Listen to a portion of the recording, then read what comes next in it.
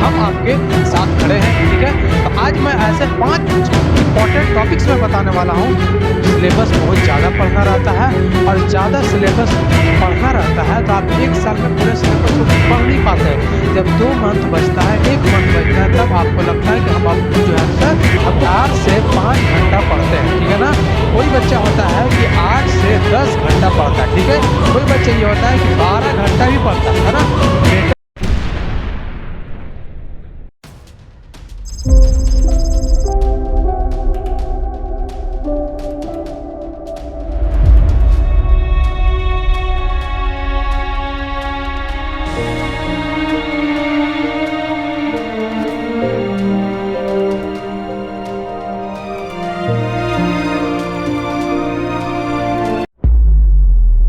Hi everyone, मेरा नाम यूसुफ अंसारी और इस वीडियो में हम बात करेंगे कि क्लास 9th का एग्जाम पास आ चुका है, ठीक है। और आपको बहुत डर लग रहा होगा, ठीक है। तो डरने की बात नहीं है, हम आपके साथ खड़े हैं, ठीक है। तो आज मैं ऐसे 5 इंपॉर्टेंट टॉपिक्स में बताने वाला हूं, आप फॉलो करके क्लास 9th में 95% स्कोर कर सकते हैं, ठीक है। सबसे पहले मैं आपको बता देना चाहता हूं कि सबसे पहला टॉपिक क्या है कि आप जो भी चीज़ को पढ़ाई करते हैं, ठीक है, आप कंटिन्यू पढ़ाई करें, है ना।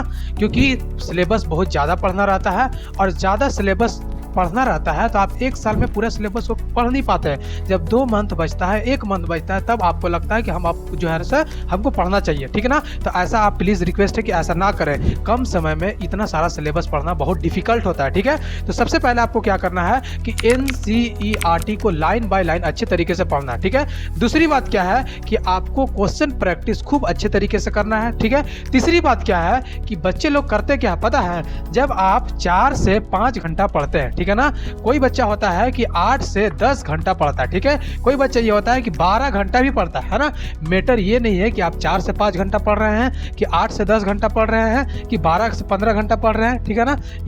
ये मैटर ये नहीं करता है कि आप 4 से 5 घंटा पढ़ रहे हैं, कि 8 से 10 घंटा पढ़ रहे हैं, कि 12 घंटा पढ़ रहे हैं, ठीक है। सबसे बड़ा मैटर ये करता है कि जो भी चीज़ को आप पढ़ रहे हैं वो क्या पढ़ रहे हैं, ठीक है ना।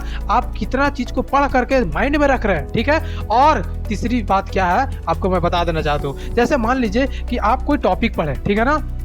आप कोई टॉपिक पढ़े तो टॉपिक पढ़ने के बाद मान लीजिए आप यहाँ से यहाँ तक कोई भी टॉपिक पढ़ने के बाद आप आज अगर आपसे कोई क्वेश्चन पूछे, ठीक है, अभी पूछे तो आप सवाल का जवाब दे दीजिएगा, अगले दिन पूछे तो जवाब दे दीजिएगा। लेकिन अगर आप तीसरे दिन से उस टॉपिक को पढ़ते नहीं है तो आपका ब्रेन जो है ये क्या करने लगता है, इस टॉपिक को रिमूव करने लगता है, ठीक है। तो आपको क्या करना है कि जो भी आप टॉपिक पढ़ते हैं आज पढ़ें, 2 दिन बाद उसको रिवीजन भी करना है, ठीक है। जितना ज़्यादा रिवीजन कीजिएगा उतना अच्छा आपका एग्जाम में रिजल्ट आएगा, ठीक है।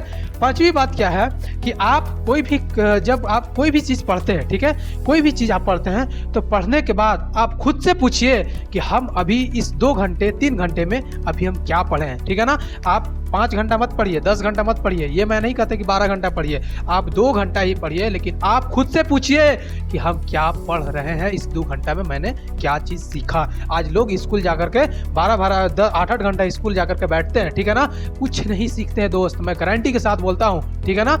ये वादा है मेरा। अगर आप जब इंसान जब स्कूल जाता है, स्कूल में जो बच्चा लोग को 8 घंटा पढ़ाया जाता है, उसमें मैं गारंटी के साथ कहता हूँ कि अधिकांश बच्चे जो है से 8 घंटा में कुछ भी नहीं सीख पाते हैं। इसका सबसे बड़ा रीज़न क्या है कि उसको पढ़ाई पे फोकस नहीं है। गलत काम करने में सभी को मज़ा आता है, सही काम करने में किसी को मज़ा नहीं आता, ठीक है ना। बड़े बड़े पढ़े लिखे इंसान गलत काम कर देता है। हम